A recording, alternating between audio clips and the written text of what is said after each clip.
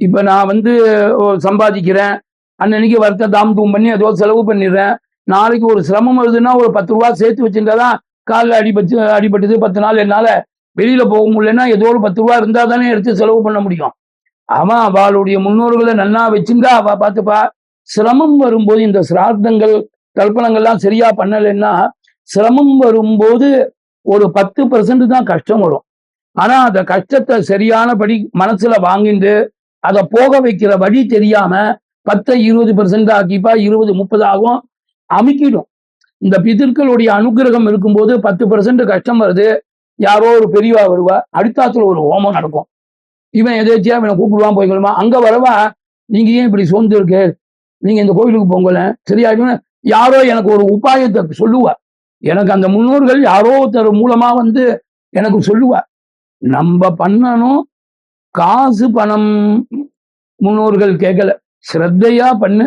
ஒரு தர்ப்பணத்துக்கு அதிகபட்சம் நீ வாத்தியார கூட கூப்பிடணும்னு அவசியம் இல்லை. யூடியூப்ல வருது, வாட்ஸ்அப்ல எத்தனையோ வாத்தியார் முத நாளைக்கே அமாவாசை தர்ப்பணமே அப்படியே ஃபுல்லா போட்டுடுறா. நீ அதை வச்சுட்டு கூட பண்ணலாமே. எல்லாத்துக்கும் மேல என்னுடைய முன்னோர்கள் என்னோட கூட இருக்கும்போது எனக்கும் அவளுக்கும் ஏதோ மனஸ்தாபம் வந்திருக்கலாம். அவ என்னை ஏதாவது திட்டிருக்கலாம். நான் பையன் இல்லைன்னு சொல்ல வேண்டியது, நீ எனக்கு அம்மா இல்லைன்னு சொல்ல வேண்டியது, அதெல்லாம் பேசுறதுக்கு வேணா நல்லா இருக்குமே தவிர நான் பையன் இல்லைன்னு சொன்னதுனால பையன் இல்லாம ஆயிட முடியுமா என்ன? அவளுடைய பையன் தான் நிச்சயம், அது ஒன்றும் மாறுதல் இல்லை. அப்படி ஆச்சுன்னா நம்ம சாஸ்திரம் எப்படி இருக்குன்னா, என்னுடைய முன்னோர்கள் இருக்கா, அம்மாவே வச்சுப்போமே, மாட்டு பொண்ணுக்கும் என்னுடைய மனைவிக்கும் எங்க அம்மாக்கும் ஆகல இருக்கும்போது சண்டை போட்டிருந்தா, எங்க அம்மா காலகதி அடைஞ்சுட்டா, நான் கர்மா பண்றோம்னா முன்னோர்களுக்கு வந்து நம்ம குடும்பத்துல நடந்த சண்டையோ தகராறோ எதுவுமே ஞாபகம் இருக்காதான். முன்னோர்கள் வந்து தெய்வத்துக்கு நிகரா ஆயிடுறா. அப்படின்னா மனுஷனுக்கு தான், நான் இவாத்து கல்யாணத்துக்கு போனேன், இவா என்ன கூப்பிடல, பக்கத்துல இருக்கிறவாளை கூப்பிட்டா எனக்கு வெத்தலை பாக்க கொடுக்கல, இதெல்லாம் மனுஷ சுபாவம். அவ எப்ப முன்னோர்கள் அந்த 12 நாள் கர்மா நடந்து சத்கதிக்கு அவ போய் சேர்ந்துட்டாலோ, இந்த குடும்பத்துக்கு நல்லது பண்ணணுங்கிற ஒரே எண்ணம் தான் அவளுக்கு இருக்கும். இந்த குடும்பத்துல நடந்த சின்ன சின்ன பிரச்சனைகள்லாம் அவளுக்கு ஞாபகமே இருக்காதுங்கிற. அதெல்லாம் பூலோகத்துல தான். பிதுர்லோகத்துக்கு போயிட்டா அந்த எண்ணங்களே, அந்த தாட் செயல்கள் நம்ம குடும்பத்துக்கு நல்லது பண்ணணுங்கிற ஒரே எண்ணம் தான் இருக்குங்கிற. கடைசியா ஒரு கொஸ்டின் என்ன கேட்டாரு, அது அப்படியே உங்ககிட்ட இல்ல, நான் இப்ப நீங்க இந்த தர்ப்பணத்துக்கு நான் சொன்னது ஓரளவுக்கு கரெக்டா இருக்கு, புரிஞ்சு சொன்னோம், புரியும் புரிஞ்சுது. ஒருத்தர் கேட்கிறார், எங்க அப்பா அப்பா அப்பா தான் அப்பா இங்க வெளில போனார், ஆளே காணும், போயிட்டாருன்னா அவங்க வயசுல தான் போயிருக்காரு, திரும்பல அப்படிங்கிற கட்டத்துல அவர் வந்து எங்க இருக்காரு என்னன்னு தெரியல, அவருக்காக வந்து தர்ப்பணம் பண்றதுக்கு முடியல, ஏன்னா அவர் போயிட்டாரா என்னன்னு தெரியாது. ஆனா ஒரு வயசு அவருக்கு தான் இப்போ 2 வயசு ஆயிருக்கும், 100 வயசு கூட ஆயிருக்கலாம், போயிருக்கலாம்னு அச்சீவ் பண்ணிட்டு. நான் இன்னைக்கு கேட்கிற கேள்வியை நான் மனசுல வாங்கிட்டேன். நீங்க என்ன கேட்கிறீங்கிறத நான் சொல்லிடுறேன். என்னுடைய குடும்பத்துல ஒருத்தர் இருந்தா, அவளுக்கு ஞாபக சக்தி இல்லை, அல்லது ஒரு வயோதிகத்துல நம்ம எங்க இருக்கோம் என்ன போறோங்கிறது அவளுக்கு தெரியல. அவ என்னுடைய குடும்பத்தை விட்டு கிளம்பி போயிட்டா. ஒரு 10 வருஷமா நான் தேடுறேன், அவ எனக்கு கிடைக்கல அப்படின்னு வச்சுப்போம். அப்படின்னா நம்ம சாஸ்திரங்கள்ல நிறைய இருக்கு. காணாம போனவா என்னுடைய சொந்த அப்பாவோ அம்மாவோ அப்படின்னா 12 வருஷ காலங்கள் நான் பார்க்கணும். என்னுடைய பந்துக்கள்கிட்டயோ தெரிஞ்ச வாழ்க்கையோ எங்க அப்பாவை நீ பாத்தியா, அம்மாவை பாத்தியா, யாராவது ஒருத்தர் ஆமாப்பா நான் பார்த்தேன், அம்பத்தூர்ல ஒரு நாளைக்கு பார்த்தேன் அப்படின்னு சொன்னார்னா அதுல இருந்து 12 வருஷம் இருக்கணுங்கிற. நம்ம கேட்டோம், யாருமே பார்க்கல அப்படிங்கிற. அப்படின்னா காட்டுல போய் அத்வானம், காட்டுல போய் யாரு தொலைஞ்சு போனாலும் அவளுடைய சர்மாவை சொல்லி கத்தி கூப்பிடணும், இறஞ்சி கத்தி கூப்பிட்டுட்டு நம்ம திரும்பி வந்தா அவ ஏதோ ஒரு இடத்துல ஜீவதசையில இருக்கான்னா சுப சகுனங்கள் ஏற்படுங்கிற. திரும்பி வரும்போது மழை லேசா தூறல் வரும், பசுமாடு வரும், பால் கொண்டு போறவா வருவா, சுமங்கலிகள் வருவா, இந்த மாதிரி நல்ல வாதாவரணங்கள் ஏற்படும். நான் அவளுக்கு கூப்பிடும் போதே எதிரொலிக்கும்பா அவளுடைய அந்த, நான் ஒரு வாட்டி கூப்பிட்டா 7 வாட்டி கேட்குமே திருப்பி, அப்படி கேட்கணும். கேட்டா அவ எங்கேயோ இருக்கான்னு அர்த்தம். நம்ம அதுல இருந்து 10 வருஷம் பார்க்கலாங்கிற. அதிகபட்சம் நம்ம குடும்பத்துல ஒருத்தர் இருந்து அவ ஏதோ கோச்சிட்டு போனா, ஏதோ ஒரு காரணத்தினால வெளியில போயிட்டானா 10 வருஷ காலங்கள் நம்ம பார்க்கணும். மற்றவாளா இருந்தா அப்பா அம்மாவா இருக்கும் பட்சத்துல 12 வருஷம் பார்க்கணும். அதுக்கப்புறம் அவளுக்கு கர்மா பண்ணணும். அவளுக்கு எந்த மாசத்துல பண்ணணும், நேரடியா இருந்து காலமாறவாளுக்கு தீதி தெரியும், பக்ஷம் தெரியும். இந்த மாதிரி போனவாளுக்கு அவளுக்கெல்லாம் கூட இன்னென்ன மாசங்கள்ல தான் கர்மா பண்ணணும்னு இருக்கு, இந்தந்த திதிகள்ல தான் பண்ணணும்னு இருக்கு. ஆடி மாசம், மார்கழி மாசம், புரட்டாசி மாசம், அப்படி போனவாளுக்கு இந்த 3 மாசத்துல தான் பண்ணணும். அஷ்டமி, கிருஷ்ணபக்ஷ அஷ்டமி, ஏகாதசி, அமாவாசை, இந்த மாதிரி ஒரு நாள்ல இப்ப சொன்னாலே நாராயண பலின்னு ஒண்ணு பண்ணிட்டு தான் பண்ணணும். என்ன சொல்றான்னா, போனவ மறுநாளே கூட இல்லாம ஆகிருக்கலாம். ஏதோ கோச்சிங் போனா மறுநாளே இல்லாம ஏதோ ஜலத்துல ஊழ்ந்திருக்கலாம், எப்படியோ போயிருக்கலாம், நமக்கு தெரியாம போயிருக்கும். அப்படி அவ காலமாகி அவளுக்கு கர்மா நடக்காம சாப்பாடும் கிடைக்காம அவ இருந்தான்னா அவ மனசு கஷ்டப்படும். அந்த தோஷ நிவர்த்திக்காக தான் நாராயண பலி. நாராயண பலி பண்ணிட்டு அவளுக்கு கர்மா பண்ணணும் அப்படின்னு இருக்கு. இல்ல இப்ப இப்படிப்பட்ட அவளுக்கு தெரியல, நாராயண பலியும் அவர் பண்ணல, நேரம் கொண்டு போய் நம்ம கையால யாருக்கு இல்ல, நம்ம மற்ற வாளுக்கெல்லாம் பண்ற அப்படிதான். நம்மளுடைய அந்த போனவா ரொம்ப நெருங்கின சொந்தமா இருந்தால் நமக்கு விதி இருக்கணும். இப்ப முஸ்லீமோ கிறிஸ்டினோ அவனுக்கு கர்மா பண்ற விதி இல்ல, எனக்கு விதிக்கப்பட்டிருக்க. எனக்கு என்னுடைய முன்னோர்களுக்கு நான் கர்மா பண்ணணும்னு விதிக்கப்பட்டிருக்கணும். அதுக்காக நமக்கு இருக்கும்போது நம்ம பண்ணித்தானே ஆகணும். நம்மளுடைய சாஸ்திரம், என்னுடைய முன்னோர்கள் யாராவது ஒருத்தர் அப்படி இந்த மாதிரி ஆத்துல இருந்து இல்லாம ஆயிட்டா, அவளுடைய தீதி தெரியல, என்னன்னு தெரியலன்னா அவளுக்கு கர்மா பண்ணணும் தான். பெரியவாளை கேட்டுட்டு எப்படி பண்ணலாம்னு ஒருத்தருக்கு 4 பேரை கொஞ்சம் வித்வான்களை கேட்டு அதை ஒரு மிச்சம்னு பண்ணணும். உங்களுக்கு தெரிஞ்சுக்கலாம், என்னுடைய தாத்தா, சொந்த தாத்தா, என்னுடைய தாத்தா அம்மாவுடைய அப்பா, நீங்க சொன்னதுதான், ஆத்த விட்டு போயிட்டார். ஏதோ ஒரு 1000 ரூபாய் கடன் வாங்கியிருந்தார், இஞ்சுக்குள்ளதான் கடன் வாங்கியிருந்தார். சாவித்திரி பாட்டியுடைய ஆத்துக்காரர் சுந்தரமையூர், அவருடைய மாப்பிள்ளை நாகராஜன் பேரு. நீங்க அவரு சுந்தரமையூருடைய பொண்ணு எங்க பாட்டி. அவ தாத்தா வந்து ஒரு 1000 ரூபாய் கடன் வாங்கியிருந்தார், அதை கொடுக்க முடியல. அவன் கிராமத்துல 10 பேரை வச்சுட்டு ஒன்னால நீ எல்லாம் ஏன்டா கடன் வாங்குறேன்னா மரியாதை போச்சேன்னு ஊரை விட்டு போனவர் தான். அப்புறம் திருப்பி வரல, ஏதோ 6 மாதத்துக்கு ஒரு தடவை திடீர்னு வருவார் போவாரும்பா. அப்புறம் இவளுக்கெல்லாம் சொந்தம். இவ அப்பா எங்கிட்ட சொல்லியிருக்காரு, உங்க தாத்தாவை நான் அம்பத்தூர்ல ஒரு நாளைக்கு பார்த்தேன்டான்.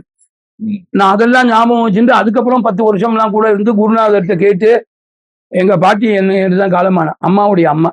அதனால அம்மாவுடைய அம்மாவுக்கு நான் இந்த மாதிரி தெரிஞ்சுட்டு கருப்பா சேப்பான்னு எங்களுக்கு தெரியாது. எங்க அண்ணாலாம் கூட கோச்சிங்தான், இல்லாத வாழ்க்கை நீ ஏன்டா இப்ப போய் கர்மாவை பண்ற, நமக்கு யாருன்னே தெரியாதே பண்றியேன்னா, நான் இன்னைக்கு பண்ணலன்னா இன்னொரு ஒரு தலைமுறை கழிச்சு நம்ம குழந்தைகளுக்கு கல்யாணம்னு போய் ஏதாவது ஜாதகம் சரியானபடி வரல நம்ம போய் கேட்டோம்னா, உங்க குடும்பத்துல யாரோ ஒருத்தர் கர்மா பண்ணாம இருக்கார், போய் பண்ணுங்கன்னு ஜோசியர் சொல்லுவான். அதுக்கு முன்னாடி நம்மளே தெரிஞ்சுட்டு நம்ம கிரமமா பண்ணிடுவோம். நான் இந்த லைன்ல வேற இருக்கோமேன்னு சொல்லி தாத்தாக்கு பண்ணினோம். அம்மாவுடைய அப்பாவுக்கு நான் அப்படி பண்ணினேன். அவர் குடும்பத்தை விட்டு போய் 40 வருஷத்துக்கு மேல ஆயிடுச்சு. என்னன்னா, எங்க பாட்டி வந்து அவர் எங்கேயோ இருக்காருன்னு நினைச்சிட்டு சுமங்கலியா இருந்தா. குருநாதர் சொல்லுவார், நீ இப்ப பண்ணினா உங்க பாட்டி எல்லாம் இதை மாத்திக்கிற அப்படி ஆயிடும், இப்ப போய் பண்ணி அவளுக்கு மன கஷ்டத்தை கொடுக்காத. பாட்டியுடைய காலகதிக்கு அப்புறம் தாத்தாக்கு பண்ணணுங்கிறத ஞாபகம் வச்சுக்கோ. எக்காரணம் ஒன்றும் பண்ணாம இருக்கா பண்ணி. நான் இப்ப வருஷம் தாத்தாக்கு சிராத்தமும் பண்ணிட்டு வரேன். அவ்வளவு தூரம் இருக்கு. இந்த கர்மாவை பண்ணாம அவளுக்கு குண்டத்தை கொடுக்க முடியுமா? காட்சியிலயோ கையாலையோ நம்ம மற்ற பாலுக்கெல்லாம் எத்தனையோ பேருக்கு பண்றோம்னா அந்த மாதிரி பண்ணலாம். ஆனா நமக்கு முக்கியமான நபர்களா, அந்த தொலைஞ்சு போனவா நமக்கு ரொம்ப முக்கியமான நபர்களா இருந்து நம்ம தான் அந்த பொறுப்புல இருக்கோம்னா நம்ம பண்ணணும். இப்ப தொலைஞ்சு போனவா மாமாவுடைய பையன் இருக்கான்னு வச்சுக்கோங்களேன், அவனுக்கு தான் பொறுப்பு ஜாஸ்தியா இருக்கு, நம்ம போய் வைக்கலாம். ஆனா கர்மா பண்றவாளுக்கு இந்த நேரடியான சம்பந்தமா இருந்தா அப்படி பண்றவாளுக்கு தான் நம்ம அங்க பண்ண முடியும். வச்சுட்டு வரலாம். இது என்னைக்கா இருந்தாலும் நம்ம இந்த மாதிரி ஒரு 4 பேர் பெரியவாளை கேட்டு அதை கிரமமா பண்ணிடுறது நமக்கு நன்மையை பயக்கும். இன்னும் கொஞ்சம்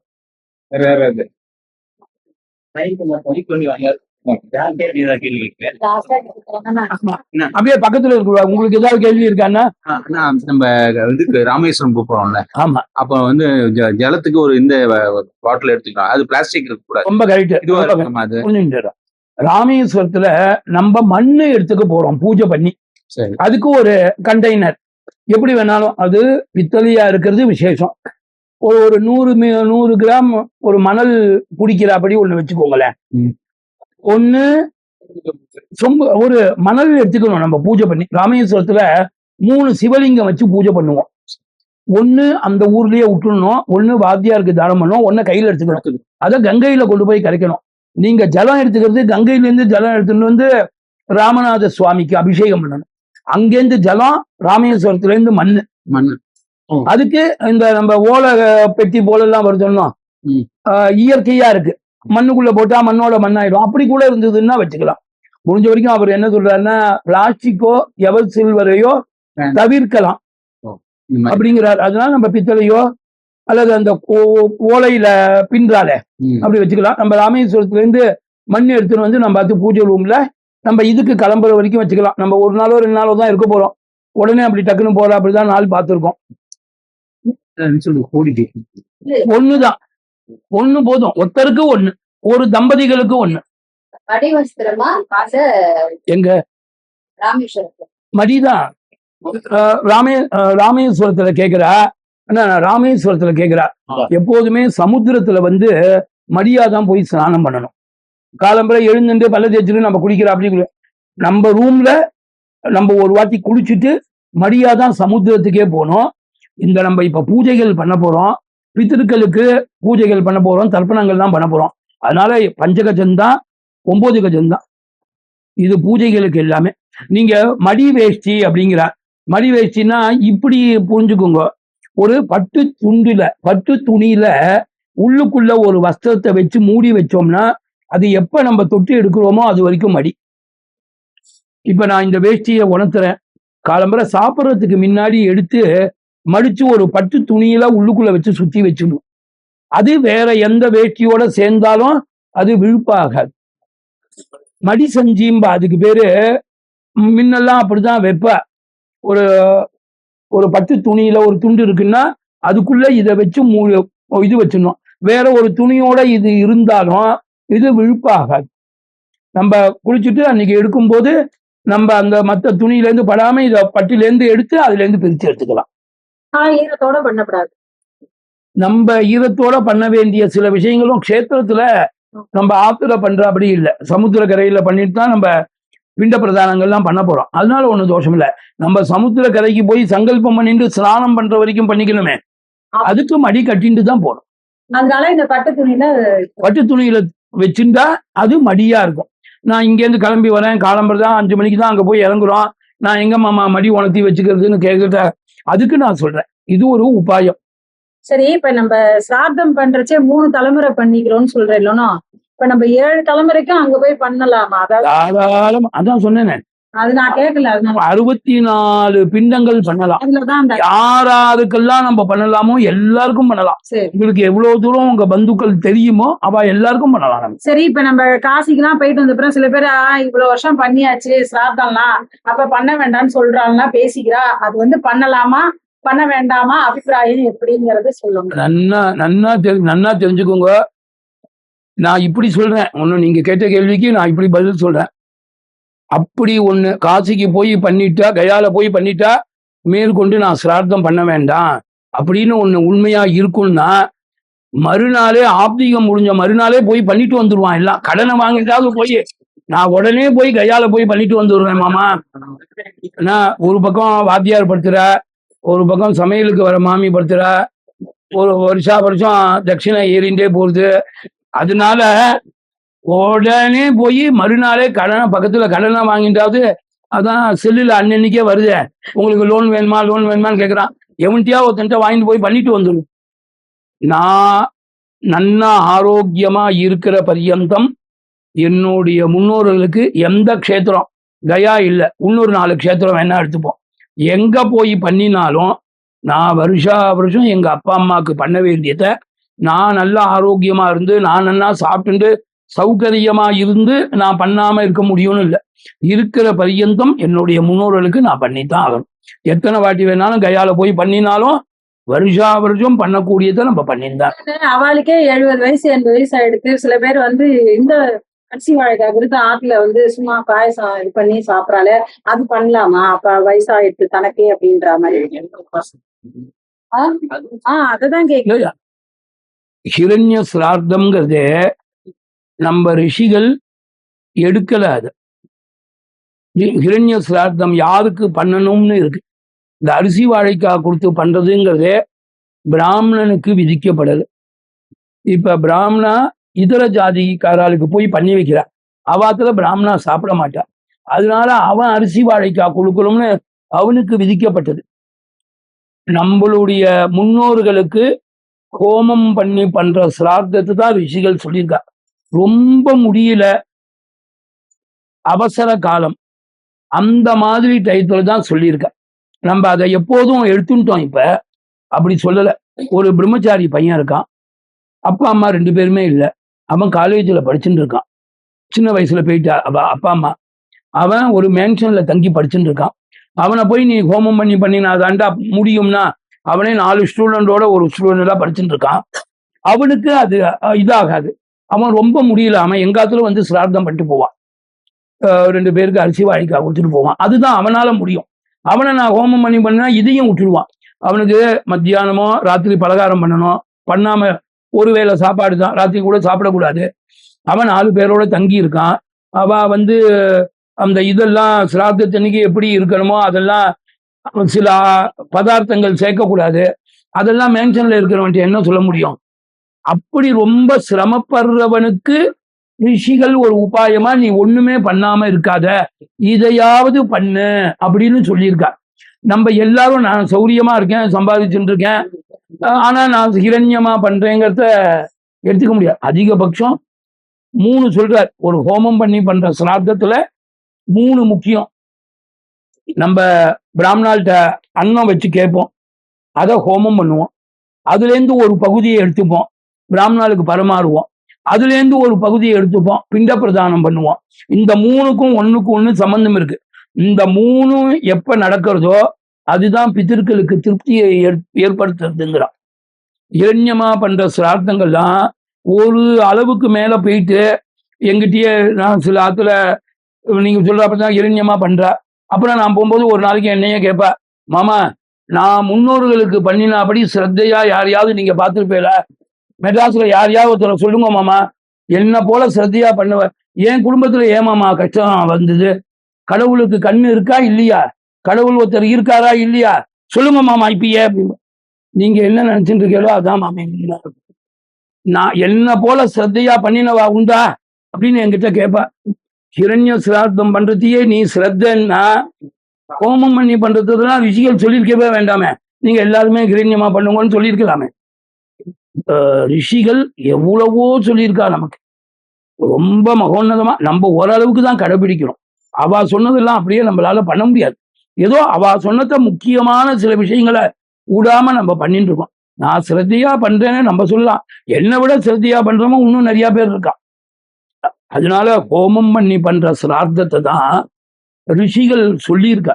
இது ஆபத் காலத்துல ஏதோ முடியலைன்னா ஒண்ணுமே இல்லாம விட்டுடாத, அந்த திதியில ஏதாவது ஒன்னாவது அவளை நினைச்சு பண்ணுன்னு சொல்லியிருக்கா. அதனால இரண்ய சிரார்த்தம் பண்றது கரெக்டுன்னு சொல்ல முடியாது. ஏதோ ஒரு நிர்பந்த வசாது பண்ணலாமே தவிர எப்போதும் அதையே கையில எடுத்துக்க கூடாது.